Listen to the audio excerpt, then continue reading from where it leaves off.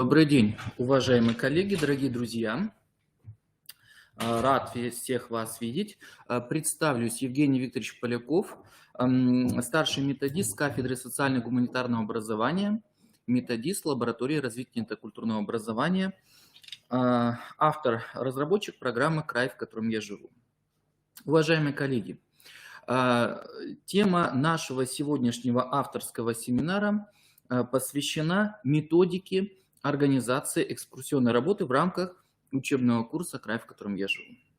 На семинаре мы с вами поговорим об особенностях экскурсионной работы, о разных видах экскурсий, как форм работы в рамках краеведческого курса.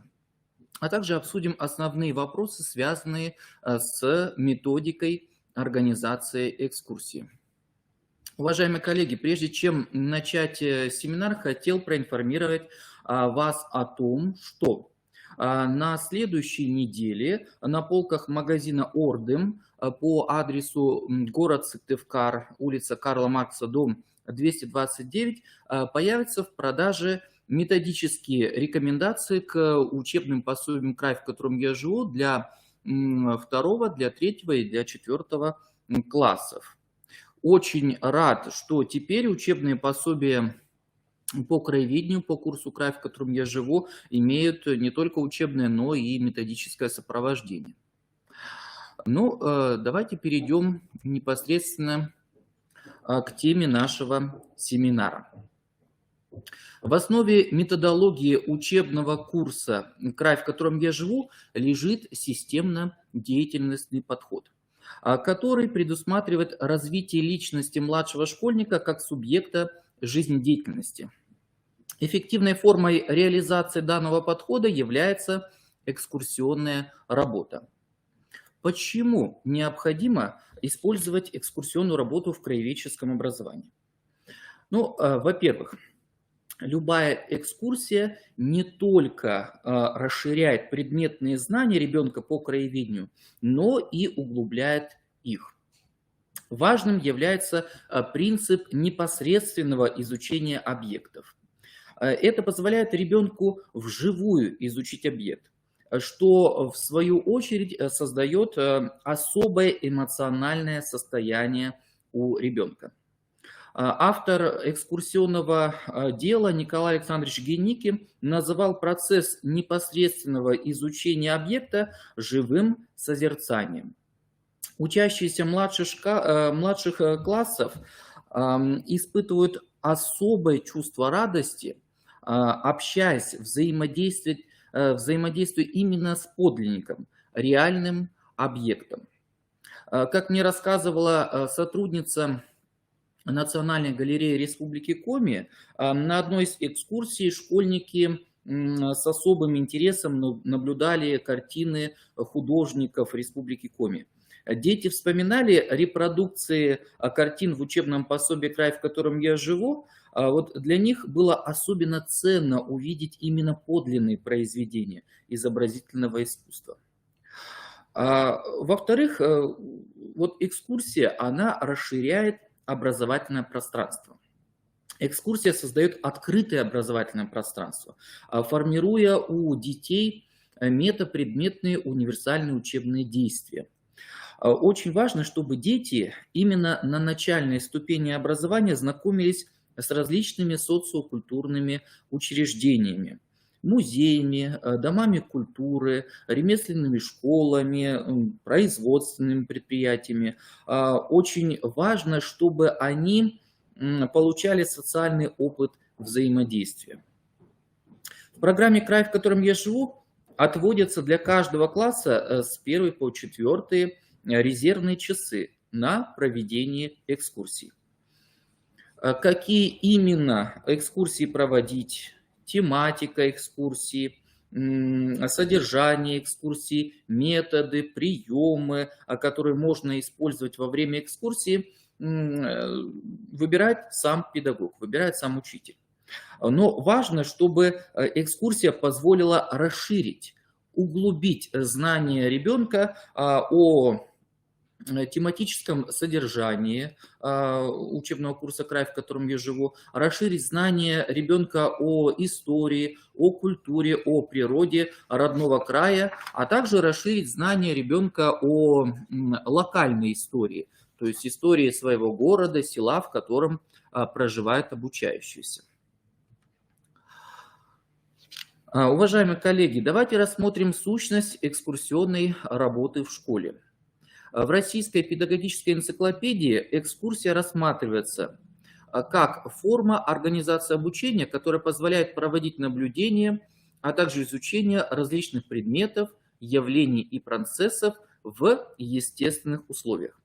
Обратите внимание, в отличие от традиционного урока, экскурсия проводится вне класса, не имеет строгого также ограничения во времени. Дидактическая цель экскурсии – формирование новых знаний эмпирическим путем.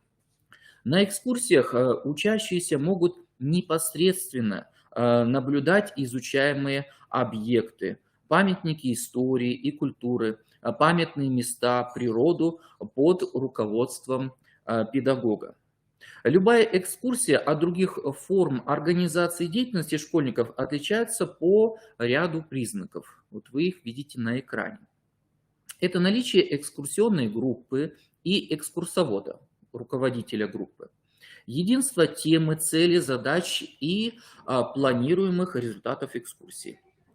Передвижение участников экскурсии по заранее спланированному маршруту с целью осмотра объектов с использованием экскурсионного метода, показа и рассказа. Определенная протяженность во времени. Уважаемые коллеги, хочу подчеркнуть, что не каждую экскурсию можно назвать краеведческой. Дело в том, что краеведческой экскурсии, вот к краеведческой относится экскурсия, подготовленная на материале конкретного населенного пункта. И этот материал, он собран преимущественно жителями данного города или села. Целью краеведческой экскурсии является познание исторического прошлого села, города, республики в целом, через непосредственное восприятие и активное осмысление памятников, предметов прошлого и действительности наших дней. На краеведческой экскурсии дети знакомятся с географическим положением, природой, фактами, событиями города, села, республики с целью привить любовь к родному краю. В связи с этим хочу подчеркнуть, что локальность материала является важнейшим признаком краеведческой экскурсии.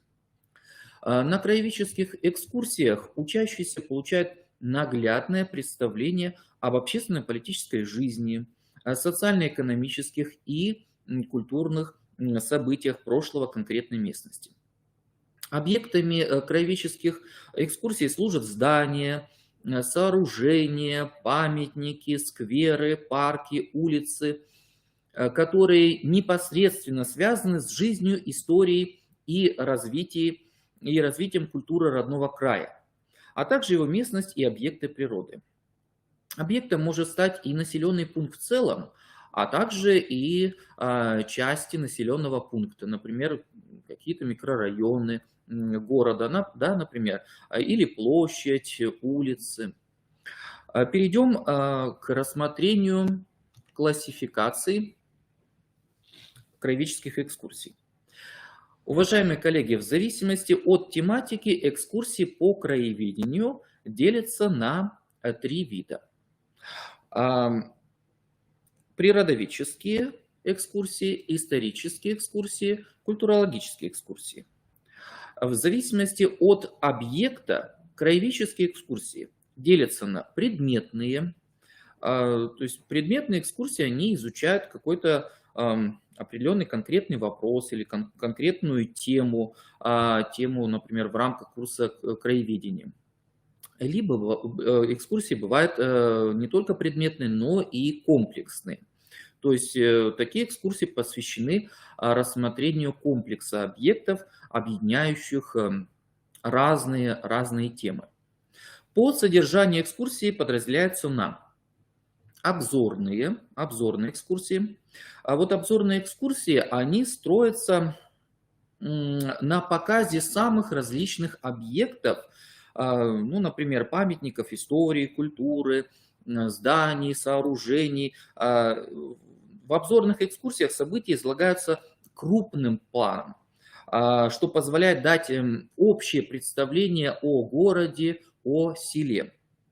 Вот, например, экскурсия по городу Усинску, да, в которой учащиеся знакомятся с достопримечательностями города, ну, например, там, памятником защитника Отечества, храму Воскресения Христова, памятнику комару-нефтянику и другим достопримечательностям города. Так, выделяются также тематические экскурсии. Вот тематические экскурсии, они посвящены, как правило, раскрытию только одной темы, и в ее основу может быть положено одно или несколько событий. Ну вот, например, учителем может быть организована выездная тематическая экскурсия в деревню Средняя Отлок Нижегородского района для изучения традиционных жилых построек народа Коми. Содержание краеведческих экскурсий может охватывать различные стороны жизни той или иной местности. Ну, например, социальной, культурной, политической, экономической. Вот, например, в рамках экскурсии в Национальный музей Республики Коми учитель может познакомить младших школьников с диорамой «Усть-Коломский бунт». Вот вы видите как раз эту диораму на экране. Усть-Коломское восстание стало одним из многочисленных стихийных событий прошлого Коми-края, да, первой половины XIX века. Но при этом данное событие стало, наверное, самым драматичным из всех. В данном случае содержание экскурсии будет охватывать социальную, политическую, экономическую сторону жизни крестьян Коми-края XIX века. Также по месту проведения экскурсии бывают городские, сельские, производственные экскурсии, то есть это экскурсии на предприятие, да, например, экскурсия на ферму. Природоведческие экскурсии, музейные экскурсии и комплексные экскурсии. Вот обратите внимание, уважаемые коллеги, на комплексные экскурсии, которые могут сочетать, например, организацию работы как в музее, так и на природе. Да? То есть комплексные экскурсии сочетают элементы нескольких видов экскурсий. Экскурсия – одна из сложных форм учебно-воспитательной работы. Ее успех во многом зависит от того, насколько продумана была ее подготовка. Вот известный ученый, методист, краевед Борис Евгеньевич Райков сформулировал методические требования к экскурсиям, которые необходимо учитывать при разработке экскурсионной формы работы. Вот представим некоторые из них. Вот обратите внимание, да, экскурсия должна быть предварительно подготовлена. Экскурсия не должна быть спонтанной. Вот необходимо тщательно подготовиться к экскурсии. Экскурсия предполагает подробную проработку всех этапов работы. Тогда действительно экскурсия будет грамотно выполненной, грамотно проведенной. Так, вторая методическая рекомендация. На экскурсии необходимо работать с объектом. Да, дело в том, что на экскурсии учитель должен говорить только о том, что может показать, и не превращать ее в лекцию под открытым небом. Очень важно в ходе экскурсии установить диалог с обучающимся на основе изучения объекта экскурсии, памятника, объекта природы. Так, да, третья методическая рекомендация заключается в том, что изучаемый объект должен быть по возможности не только в руках у учителя, но и у каждого участника экскурсии. Уважаемые коллеги, дело в том, что для учащихся начальных классов, как вы все прекрасно знаете, необходимо применять объектное исследование, тактильно изучить экспонат. взять предмет в руки, изучить его. Вот очень хорошо, что в современных музеях, в некоторых экспозициях отсутствует такая табличка, которая раньше была: руками трогать запрещено. А вот наоборот, сегодня многие музейные педагоги, они заинтересованы, чтобы дети работали с изучаемым объектом. Вот, ну, приведу пример. В Финно-Угорском этнокультурном парке есть Коми-подворье. Есть такой музейный комплекс, да, который называется Коми-подворье. Это воссозданный традиционный жилой дом народа Коми, в котором можно увидеть аутентичные предметы домашнего обихода коми-крестьян, охотников 19-го, начала 20 века. При этом это подлинники. Вот, например, ушаты, жбаны, жорнов, там можно увидеть чугунные утюги ну и другие экспонаты. Самое главное, что эти предметы можно трогать. В ходе изучения музейного экспоната важно, чтобы дети сами предположили возможное назначение данного предмета, принцип его устройства, ну и тем самым определили его ценность. Так, 4-я методическая рекомендация. Учителю необходимо обеспечить активность участников экскурсии. Да, вот ученики должны выполнить ряд самостоятельных заданий, а не пассивно слушать учителя. Да? То есть очень важно именно организовать какую-то деятельность во время экскурсии. Так, 5-я методическая рекомендация. Материал экскурсии должен быть закреплен в памяти учащихся последующей его проработкой. Вот часто бывает такое, уважаемые коллеги, что вот мы провели экскурсию и на этом ставим точку. Однако для ребенка важно, чтобы он получил определенный эффект от экскурсии. Вот, например, после экскурсии можно попросить обучающихся, вот, например, написать сочинение на тему «Экскурсия в краеведческий или школьный музей». Например, можно выполнить творческую работу, подготовить исследовательскую работу об истории какого-либо музейного экспоната. А вот даже элементарное оформление коллажа или стенда из фотографий, сделанные в ходе экскурсии, уже даст для ребенка возможность понять ценность, личную значимость проведенной экскурсии, краеведческой экскурсии. Любая экскурсия, в том числе и краеведческая, имеет определенную структуру. Уважаемые коллеги, давайте рассмотрим, какие компоненты входят в структуру экскурсионной краеведческой работы. Так, первое – это предварительная подготовка учителя. То, о чем я вам говорил ранее. Вот предварительная подготовка учителя, она включает в себя постановку целей и задач экскурсии, выбор маршрута и его посещения, подбор объектов для наблюдений и исследований, разработка заданий, составление конспекта проведения экскурсии, предварительная подготовка учащихся. Ну, если это необходимо. Ну вот, например, перед экскурсией в краеведческий музей или перед посещением мемориального комплекса можно заранее пройти тему «Победа ковалась в тылу», чтобы у детей уже были какие-то определенные остаточные знания.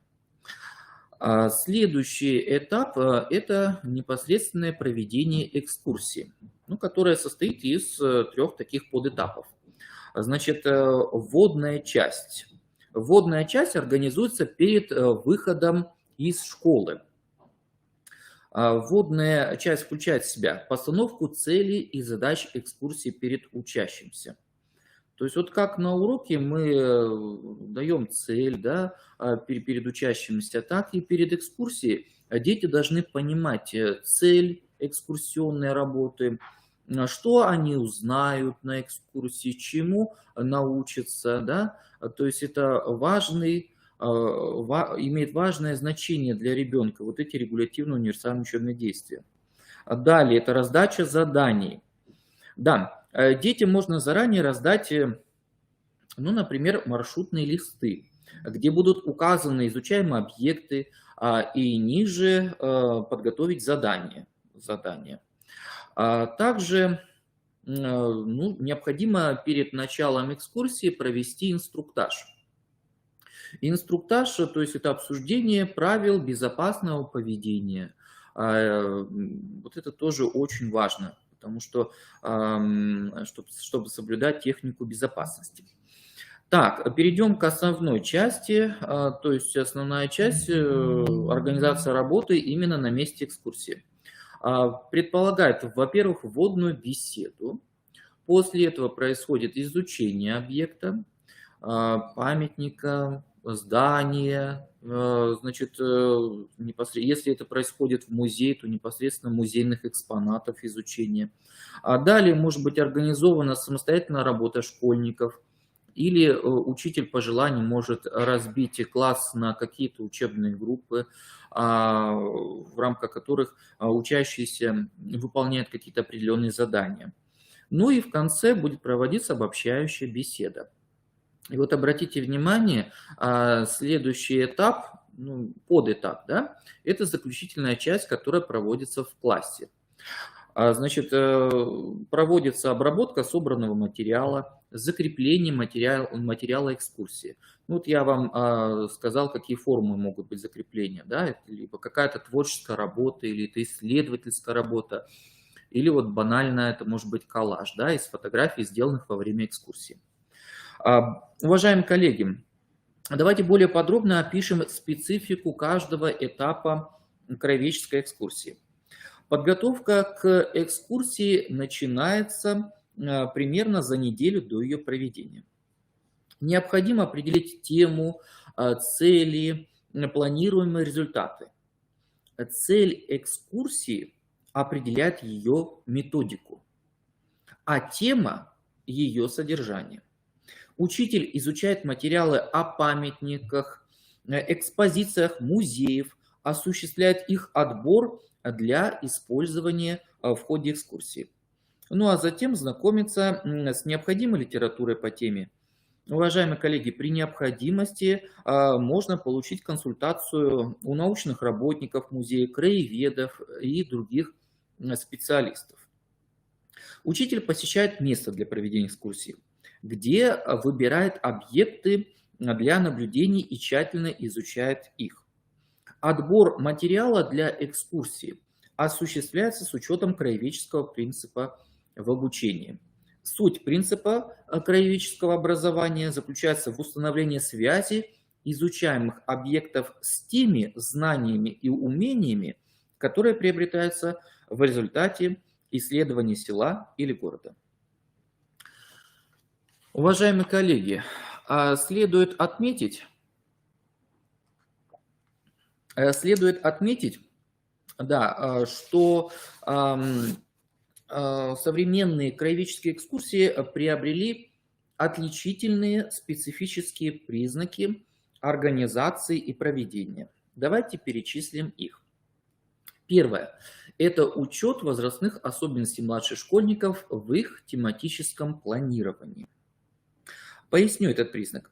Дело в том, что, как вы прекрасно знаете, особенно в первых и вторых классах у младших школьников происходит активный процесс адаптации к школе, к школьной среде. И поэтому необходимо, чтобы экскурсии на начальном этапе обучения по возможности максимально были приближены к школе. Вот рекомендуется проводить экскурсию по самой школе, в школьный музей, экскурсии по своему микрорайону. Так, второй признак – это своеобразие краеведческого содержания. Каждая экскурсия должна включать в себя рассказ о топонимике улицы или местности, ее истории, об архитектурных, мемориальных, исторических памятниках, о выдающихся жителях. Вот приведу пример. В Картиросе есть улица имени Сухановой. А младшим школьникам села Карткирос было бы интересно узнать о сельской учительнице, первой детской коми-писательнице Агнии Андреевны Сухановой, в честь которой была названа данная улица. Или, например, ухтинским школьникам во время природоведческой экскурсии на Параскины озера было бы интересно узнать, почему так назвали гидрологический памятник. Вот красивейшие карстовые озера близ Ухты носят название Параскиных в честь Прасковьи Михайловны, о которой может рассказать учитель-экскурсовод. Во время экскурсии важно обращать внимание на разнообразие предмета изучения. Это отдельный дом, предприятие, древняя улица, новый квартал, жилой район и так далее.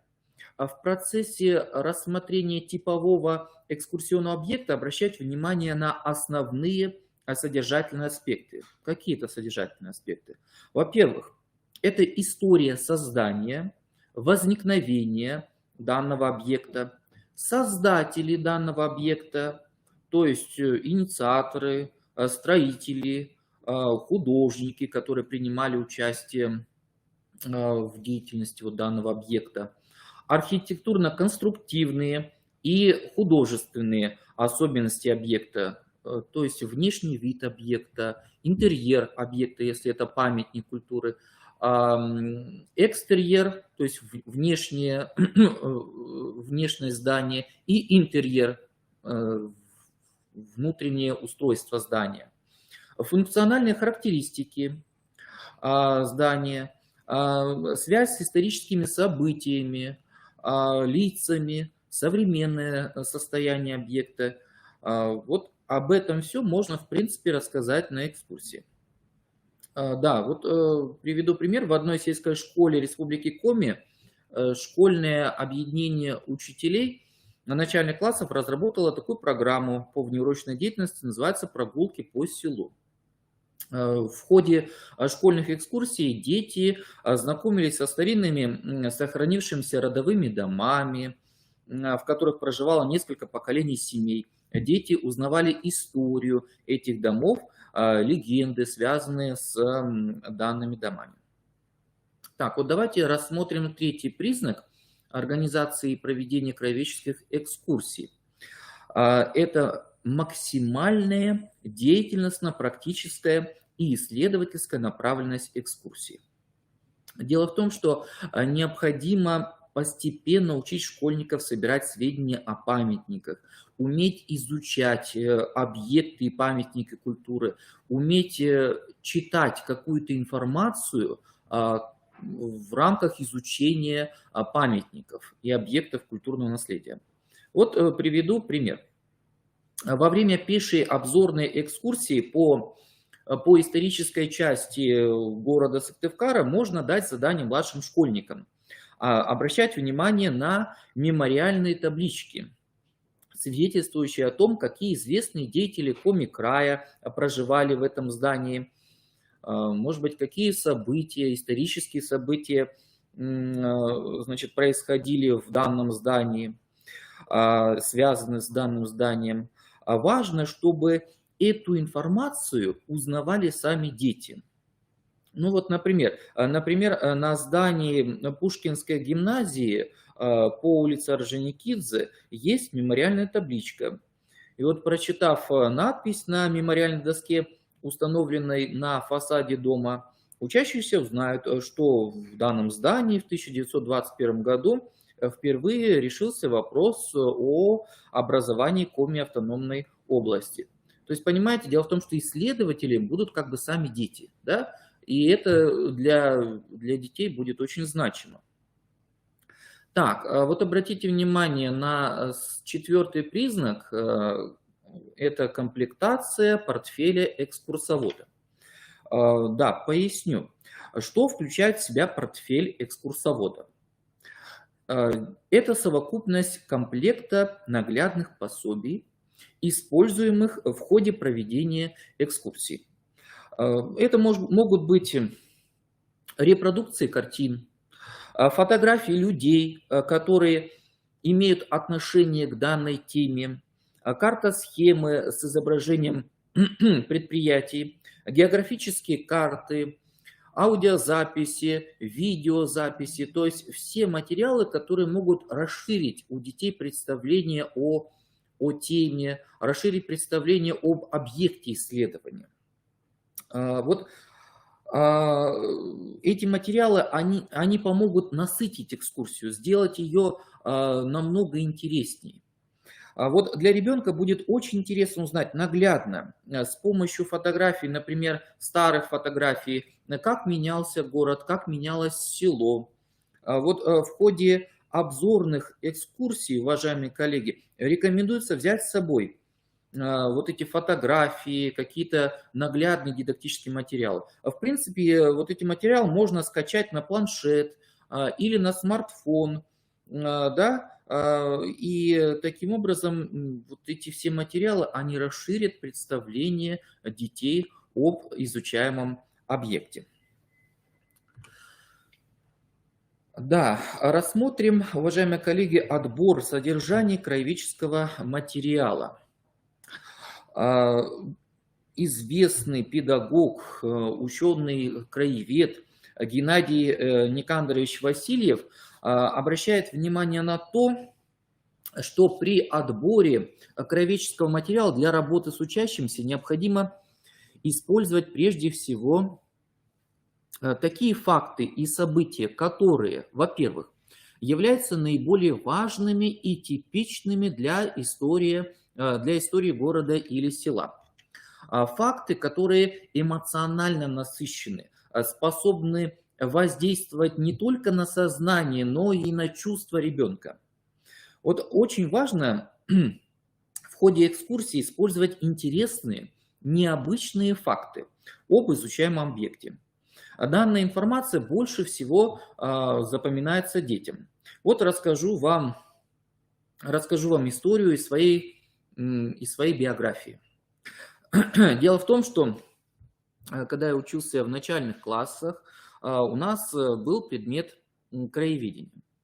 И вот моя первая учительница, заслуженный учитель Республики Коми, Канова Зарема Павловна, она очень любила проводить разные экскурсии. Мы посещали музеи, посещали производственные предприятия.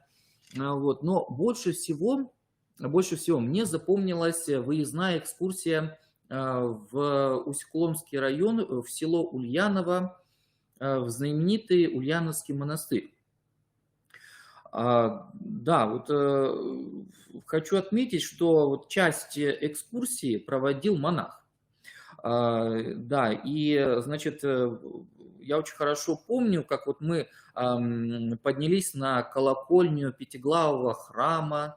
Да, оттуда был потрясающий вид на село, на сам монастырь.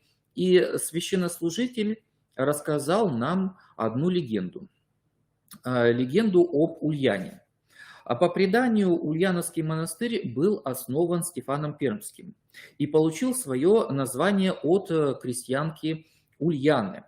Христианка Ульяна, крещенная Стефаном, была похищена колдуном Кыской.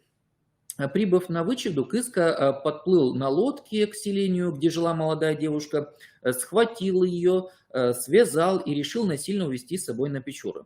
Но Ульяна, она не хотела быть вместе рядом с колдуном, и от отчаяния она бросилась в воду реки Вычегда. Вот мы с одноклассниками, затаив дыхание, слушали эту легенду. То есть вот настолько сильное впечатление она на нас произвела. Вот рекомендую применять в экскурсионной работе какие-то интересные факты, легенды, предания, которые разнообразят содержание экскурсии. Так, вот применяйте, пожалуйста, факты, которые по возможности позволят школьникам поучаствовать в исследовании. Факты, которые служат формированию у учащихся умения наблюдать окружающую действительность, способствуют вовлечению их в практическую работу. Ну, вот, например, Например, в ходе природоведческой экскурсии можно использовать такой метод, как наблюдение, который побуждает младших школьников внимательно изучать природные явления, формулировать определенные суждения о природных объектах. Вот, например, природоведческую экскурсию ведь не обязательно проводить только летом, можно проводить зимой, весной, осенью. Важно, чтобы дети увидели сезонные изменения в природе. Вот в ходе подобных экскурсий детям можно задать вопрос. Ребята, почему лиственные деревья сбрасывают осенью листву? Этот вопрос побуждает детей к активному наблюдению деревьев зимой. Учащиеся могут заметить, что после сильных снегопадов ветви деревьев сильно склоняются к земле под тяжестью листьев. Да? И вот дело в том, что если бы листья зимой оставались на деревьях, то на ветках задерживалось бы гораздо больше снега, так как поверхность листьев большая. Вот таким образом, сбрасывая листья осенью, деревья защищают себя от механических повреждений под напором снега. Вот это одна из причин того, что лиственные деревья сбрасывают листву. Уважаемые коллеги, применяйте, пожалуйста, факты, которые содействуют пробуждению у учеников интереса к родным местам, укреплению в них чувств любви к ним, к малой родине, к республике Коми, ко всей России. После того, как материал к экскурсии подобран, необходимо составить проблемные вопросы и задания для самостоятельной работы с учащихся. Известный ученый-методист Константин Павлович Ягодовский по этому поводу писал: мы должны поставить детей в такое положение, чтобы они путем непосредственного общения с изучаемыми объектами и путем активного на них воздействия ознакомились с их свойствами, научились обозначать последние строго отвечающими им словами и установили некоторые наиболее элементарные зависимости наблюдаемых явлений. Поэтому, уважаемые коллеги, необходимо продумывать систему вопросов и заданий, направленных на изучение объекта. Например, проводя музейную экскурсию, допустим, в этнографическом рассматривании деревянного коми-календаря можно предложить младшему изучению музейного экспоната. Вот, например, ребята, посмотрите на предмет, что вы видите перед собой, из какого материала сделан предмет, для чего раньше использовали эту вещь, почему были сделаны засечки. Данные вопросы побуждают ребенка самостоятельно изучать объект, открывать новые для себя знания. Вот хотел акцентировать ваше внимание на одном дискуссионном вопросе. Возможно ли проведение музейной экскурсии не учителем, а музейным экскурсоводом? Отвечу однозначно: возможно. Провести экскурсию может профессиональный экскурсовод, но важно, чтобы он имел опыт работы с детской аудиторией. В идеале это должен быть музейный педагог, знающий психологию младшего школьного возраста, применяющий активные формы музейной работы с детьми. Вот хочу отметить, что в Национальной галерее Республики Коми, в отделах Национального музея Республики Коми работают такие специалисты. Работают музейные педагоги, которые проводят тематические экскурсии, которые разрабатывают специализированные детские культурно-образовательные программы. Таким специалистам можно довериться. Вот, однако бывают другие случаи. Вот мне рассказывала одна учительница историю о школьной экскурсии в один из ведомственных музеев. Экскурсовод, по рассказам учительницы, впервые проводил экскурсию для детей. То есть он не имел опыта работы с детской аудиторией. Вот поэтому музейная экскурсия превратилась в лекцию. И поэтому детям в музее было скучно, было неинтересно. У многих ребят испортилось настроение. В этом случае, на мой взгляд, учитель может гораздо интереснее провести музейные занятия. Тем более учитель лично знает аудиторию, лично знает детей, тему, задачи, планируемые результаты экскурсии. Вот поэтому в данном случае, конечно, лучше самим провести экскурсию. Так, уважаемые коллеги, сейчас давайте более акцентированно, пошагово рассмотрим само проведение экскурсии. Так, значит, перед выходом из школы учитель напоминает тему и цели экскурсии, раздает при необходимости учебное оборудование. Важно, чтобы дети понимали, что они узнают на экскурсии, чему научатся. Учащимся напоминает правила поведения в том месте, где будет проходить экскурсия. Если до места экскурсии приходится добираться общественным транспортом, то нужно повторить правила поведения в транспорте и на улице. На месте проведения экскурсии начинается создание определенного эмоционального настроя младших школьников. Затем следует вступительная беседа и рассказ учителя-экскурсовода с осмотром экскурсионных объектов. В ходе экскурсии следует уделить внимание необходимости возможного применения межпредметных связей, разнообразных заданий, дидактических игр, направленных на активное изучение экскурсионных объектов, связанных с темой экскурсии. В завершении организуется обобщающая беседа, на которой подводятся итоги проделанной работы, делаются выводы.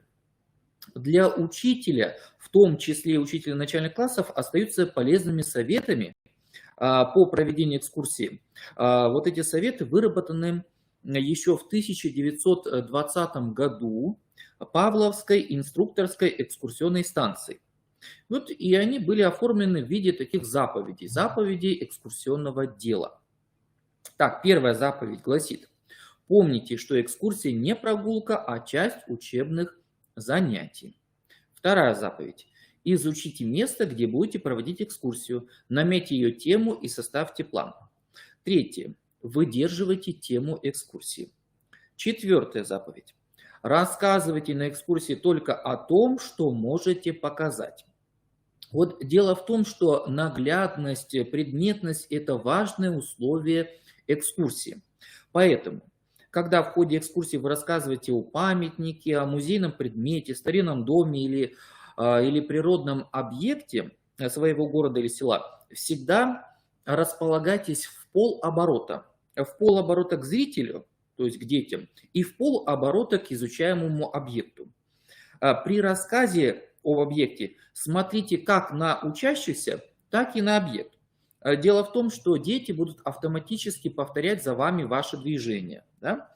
Важно, чтобы все дети видели объект, видели хорошо данный объект. Поэтому наметьте наилучшую точку обзора объекта изучения. Так, пятая заповедь гласит: не оставляйте экскурсантов только слушателями. Да, вот в ходе экскурсии необходимо разработать разнообразные тематические вопросы и задания. Можно использовать такие формы работы, как квесты, образовательные путешествия, дидактические игры.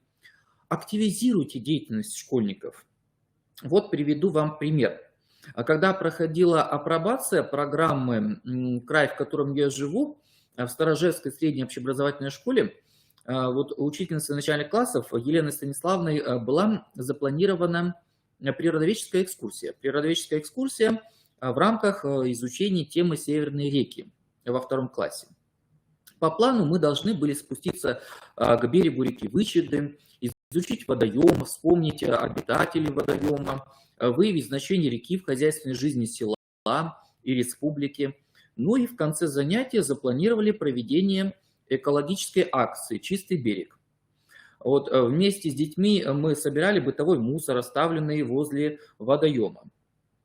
Да, сначала вот я, если честно, скептически к этому отнесся, думаю, мало ли дети откажутся, да, выполнить эту работу. На самом деле ничего подобного. Детям очень понравилась экскурсия. И вот в ходе данной экскурсии на природу у обучающих учащихся закрепились не только предметные знания о реках, да, но и сформулировались личностные универсальные учебные действия, связанные с экологическим воспитанием, воспитание бережного отношения к природе. Ну, как раз на слайде вы можете увидеть фотографию, сделанную мной во время данной природоведческой экскурсии. Так, 6-я заповедь гласит: не утомляйте излишне экскурсантов.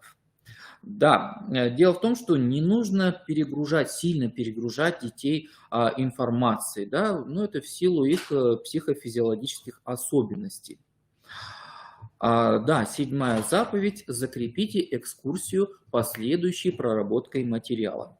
Очень важно, уважаемые коллеги, чтобы после возвращения в школу дети каким-либо образом применили те знания, которые они получили на экскурсии. Очень важно провести закрепление материала экскурсии.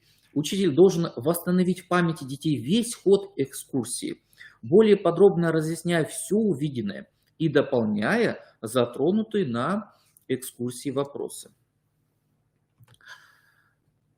Да, сформулируем ряд методических рекомендаций для организации краеведческих экскурсий.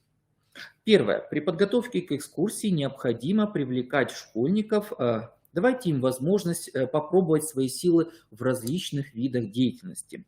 Второе. Рассчитывайте проведение экскурсии на 40-45 минут. Монологические высказывания делайте небольшие, да, где-то 3-4 минуты. Большую часть времени отводите диалогу, отводите самостоятельно работе у школьников. При проведении экскурсии используйте наглядность. Повторюсь, что в ходе обзорных экскурсий рекомендуется взять с собой или скачать на планшет фотографии, которые могли бы расширить информацию младших. Относитесь к проявлениям подвижности, несдержанности детей. Планируйте не менее 2 подвижных пауз. Ну, например, проведение физкульт-минуток, подвижных игр. Так, ну и используйте такие методы и средства обучения, которые будут затрагивать эмоциональный мир младших школьников. Ну, например, интересные факты, занимательные содержания заданий. Подведем итог. На современном этапе обучения краеведческая экскурсия рассматривается как одна из форм внеклассной работы обучающихся. Она выполняет большую роль в процессе образования и воспитания школьников. При организации краеведческой экскурсии следует учитывать ее методические особенности. Уважаемые коллеги, сегодня мы с вами поговорили об особенностях экскурсионной работы, о разных видах экскурсионной работы в рамках краеведческого курса «Край, в котором я живу», а также обсудили вопросы, связанные с общей методикой организации экскурсии. Дело в том, что сама по себе тема экскурсионной работы, она достаточно широкая. Поэтому сложно осветить все аспекты данной темы на одном семинаре. Но думаю, что вы подчеркнули для себя какие-то определенные идеи для организации экскурсии. В конце я хотел бы еще сделать одно объявление. В октябре мы запланировали авторский семинар «Методические аспекты реализации локального и регионального краеведения в учебном курсе «Край, в котором я живу». В рамках данного семинара мы с вами рассмотрим, какие темы о родном городе или селе можно и нужно освещать в рамках курса «Край, в котором я живу». Уважаемые коллеги, спасибо вам за проявленный интерес к семинару. Искренне хочу вас поблагодарить за вашу профессиональную деятельность, за вашу профессиональную позицию, направленную на расширение и углубление знаний младших школьников о родном крае, о родном городе, о родном селе. Спасибо вам за внимание.